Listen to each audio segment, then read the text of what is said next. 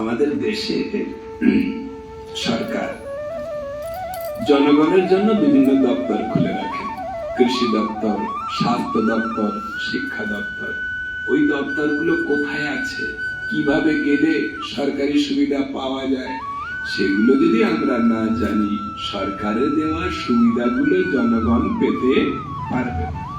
ঠিক তেমনই আমার গোবিন্দ, তিনি প্রতিটা জীবের পিতা। তিনি প্রতিটা জীবের কল্যাণের জন্য বিভিন্ন দপ্তর খুলে রেখেছেন, বিভিন্ন তীর্থ জগতে প্রকটিত করে রেখেছেন, বিভিন্ন রাশি, বিভিন্ন নক্ষত্র, বিভিন্ন গ্রহ, বিভিন্ন মাস জগতে প্রকটিত করে রেখেছেন। তাহলে কোন রাশিতে, কোন তিথিতে, কোন গ্রহে, কোন নক্ষত্রে কোন কর্ম করলে আমরা বেশি লাভ পাবো, সেটা যদি আমরা না বুঝি, তাহলে আমরা ভগবানের দেওয়া সুবিধাগুলো থাকলেও দিলেও আমরা পেতে পারবো না।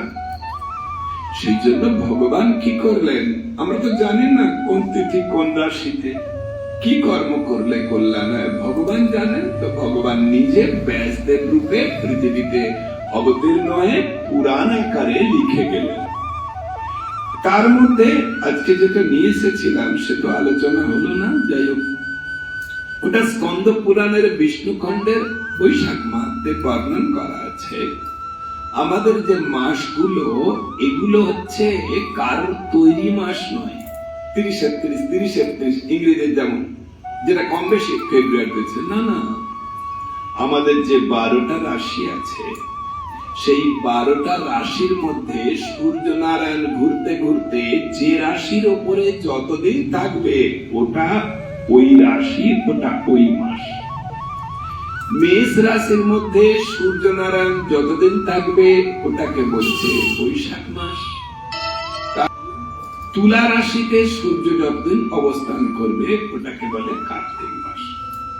সব রাশির কল্যাণ করার ক্ষমতা সমান নয়। 12টা রাশির মধ্যে 3টে রাশির কল্যাণ ক্ষমতা সর্বাধিক। কি কি? মেষ রাশি, তুলা রাশি আর কর্কট রাশি। তো মাঘ মাস, বৈশাখ মাস আর কার্তিক মাস আমরা জানি না। শাস্ত্রে বলছে যদি কেউ অন্য মাসে কোন পুণ্য কর্ম করে সে সেই পুণ্য কর্মের ফল পাবে, কিন্তু সেই পুণ্য কর্মটাই যদি বৈশাখ মাসে করে 10,000 গুণ বেশি ফল পাবে। বুঝতে পারবেন? অন্য মাসে যদি আপনি একজন ভিখারিকে অন্নদান করেন, তাহলে একজন ভিখারিকে অন্নদানের ফল পাবেন। যদি ওটা বৈশাখ মাসে করতে পারেন, তাহলে ওটা 10,000 গুণ ফল বেশি পাবেন। আবার যদি ওটা মাঘ মাসে করতে পারেন, ওই রকমই ফল হবে। যদি কার্তিক মাসে যদি একজন ভিখারিকে অন্নদান করতে পারেন, 1 লক্ষ ভিখারিকে অন্ন দেওয়ার সমান হয়ে যায়। আপনারা জানেন না, দিচ্ছেন, কিন্তু যিনি জানেন তিনি ওই সময় দান করে আপনার থেকে অনেক বেশি প্রফিট নিয়ে চলে যাচ্ছে। আমার কথা বুঝতে পারছেন? তাহলে অন্য মাসে যদি একটা একাদশী ব্রত করেন, একটা একাদশী ব্রতের ফল পাবেন। আর বৈশাখ মাসে যদি একটা একাদশী ব্রত করেন, তাহলে 10,000 একাদশী ব্রতের ফল পাবেন। আর কার্তিক মাসে যদি করতে পারেন, 1 লক্ষ একাদশী ব্রতের ফল একটা একাদশী ব্রত পালন করে পেতে পারবেন। অন্য মাসে যদি ভাগবত শ্রবণ করেন, একটা ভাগবত শ্রবণ, একদিন ভাগবত শ্রবণের ফল পাবেন। আর যদি বৈশাখ মাসে ভাগবত শ্রবণ করেন, তাহলে 10,000 দিন ভাগবত শ্রবণের ফল প্রাপ্ত হবে। তারা জানে না, তারা জানে কালকে পরের মাসে যাব, কিন্তু পরের মাসে তো মেষ রাশি থাকবে না, এই প্রফিটটা পরের মাসে পেতে পারবে। শাস্ত্রে বলছে এই মাসে যদি ভোরে স্নান করা যায়, তাহলে কুম্ভ স্নান অপেক্ষা বেশি ফল হবে। কেন? কুম্ভতে কত তীর্থরা থাকে। এটা কেন? এটা ব্রহ্মাকে জিজ্ঞাসা করছেন, মা আর 2 মিনিট। কে জিজ্ঞাসা করছেন? কে? না, হে প্রভু বা হে পিতা, কেন এরকম? এই মাসে স্নানের এত ফল কেন? তখন বললেন, কোন এক সময় তোমাদের যে বিভিন্ন এলাকায় এলাকায় রাখা হয়েছে, তার কারণ ওই এলাকার মানুষ যখন তোমার শরীরে স্নান করবে, যদি কেউ বাড়ির মধ্যে জল তুলে রাখে, সেই তোলা জলেও তোমাদের অবস্থান করতে হবে। যদি কোনো সৌভাগ্যবান ব্যক্তি ওই কার্তিক মাস বা বৈশাখ মাসের ব্রাহ্ম মুহূর্তে ঘরে তোলা জলেও স্নান করে, সারা বিশ্বের যত তীর্থের স্নানের ফল তাকে দিতে তোমরা বাধ্য থাকবে। তো এটা বললেন, যদি কেউ ঘরের মধ্যে তোলা গরম জলে স্নান করে, তার যা ফল হবে ঘরের মধ্যে তোলা শীতল জলে স্নান করলে তার থেকে 10 গুণ ফল বেশি হবে। আবার বাইরে ওই শীতল জলে স্নান করলে, ঘরের শীতল জল অপেক্ষা বাইরে স্নান করলে তোলা জলে শীতল জলে তার আরো 10 গুণ ফল বেশি হবে ঘরের থেকে। আবার বাইরে তোলা শীতল জলে স্নান করার থেকে পুকুরে নেমে স্নান করলে আরো 100 গুণ ফল বেশি হবে।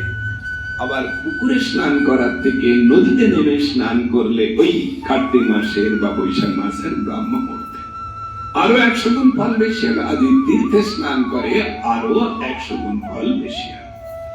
দেখুন, ব্যবস্থা সব আছে। আপনি খুব ভোরে স্নান করে শরীর খারাপ করে আছেন, তবুকে বলেছিল, এরকম নয়। যার যেরকম পরিস্থিতি আপনারা ভগবানের দেওয়া সুবিধাগুলো সদ্ব্যবহার করুন। এখন শব্দ গেল, প্রভু ব্রাহ্ম মুহূর্ত কাকে বলে? সূর্য উদয়ের 4 দণ্ড পরিমিত সময় আগে থেকে ব্রাহ্ম মুহূর্ত আরম্ভ হয়। কটা থেকে? সূর্য উদয়ের 4 দণ্ড পরিমিত সময় আগে থেকে। কত মিনিটে দণ্ড হয়? প্রায় 24 মিনিটে হয় 1 দণ্ড। তাহলে 4 24 96, মানে 1 ঘন্টা 36 মিনিট। তাহলে সূর্য উদয়ের 1 ঘন্টা 36 মিনিট আগে থেকে ব্রাহ্ম মুহূর্ত শুরু হলো। শেষ হয় কখন? কেউ কেউ বলছে সূর্য উদয় শেষ হয়, আর কোথাও কোথাও উল্লেখ আছে 48 মিনিট ব্রাহ্ম মুহূর্ত বর্তমান থাকে। 2 দণ্ড, মানে সূর্য উদয় আর ব্রাহ্ম মুহূর্ত শুরু আর মাঝখানটায় শেষ হলো। সে তো বুঝলাম। প্রভু বলুন আগে, কে স্নান করে ফল পেয়েছে তার ফোন নাম্বার দিন, হ্যালো করব, তারপরে স্নান করবো নাকি? কেন সন্দেহ থাকতে পারে। সেই জেনে ব্রহ্মা বললেন, শোনো বৎস, তিনি এক ব্রাহ্মণের নাম বললেন, তার গোত্র বললেন, তার কথা ঠিকানা বললেন, বলে বলছেন উনি বৈশাখ মাসের ব্রাহ্ম মুহূর্তে গঙ্গা স্নান করে কাপড় নিংড়াতে নিংড়াতে আসছেন। তিনি দেখলেন তখন তো রাস্তা দেখা যাচ্ছে না, সূর্যোদয় তখনও হয়নি, তার কাপড় নিংড়ানো জল একটা রোগগ্রস্ত রাস্তায় শুয়ে থাকা রোগগ্রস্ত কুকুরি গায়ে পড়ে গেল। তিনি একটা আশ্চর্য ঘটনা দেখলেন, ওই রোগগ্রস্ত কুকুরিটা ওখানে ধড়পড় ধড়পড় ধড়পড় করে আর মারা গেল।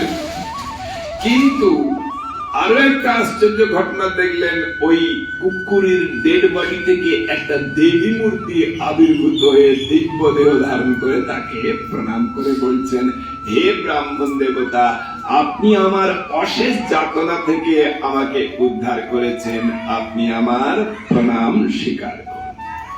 তখন বললেন, হে দেবী, আপনি কে?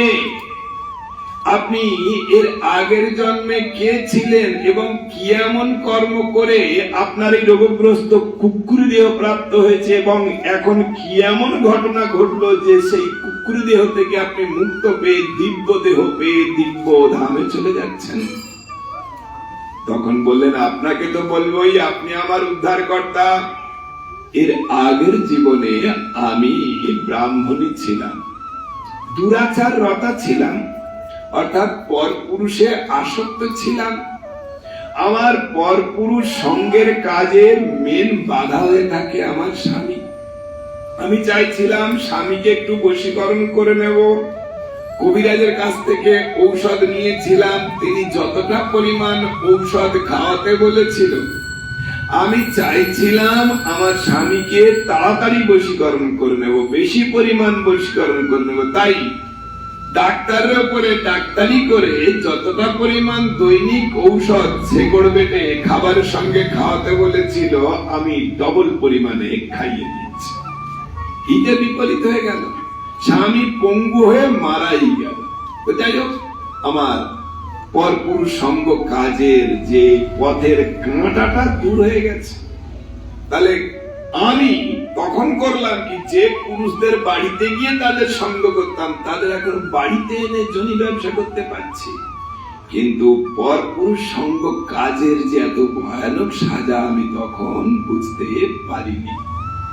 তাহলে তখন বুঝতে পারিনি, কথা দ্বারা কি বোঝা যাচ্ছে? এখন বুঝতে পেরেছেন? এ দেবী, আপনি কখন বুঝতে পারলেন? তখন বললেন, আমার যখন স্বাভাবিকভাবে মৃত্যু হলো, আমার মৃত্যুর পরে যখন যমদূতগণ আমার সূক্ষ্ম দেহটাকে নিয়ে বেঁধে আর যমলোকে নিয়ে গেল, সেখানে চিত্রগুপ্তের মুখ থেকে আমি শুনেছি এই জনি ব্যবসার পাপের কি ভয়ানক সাজা। হে দেবী, চিত্রগুপ্তের কাছ থেকে আপনি জনি ব্যবসা বা পরপুরুষ সঙ্গের কি সাজা শুনেছেন?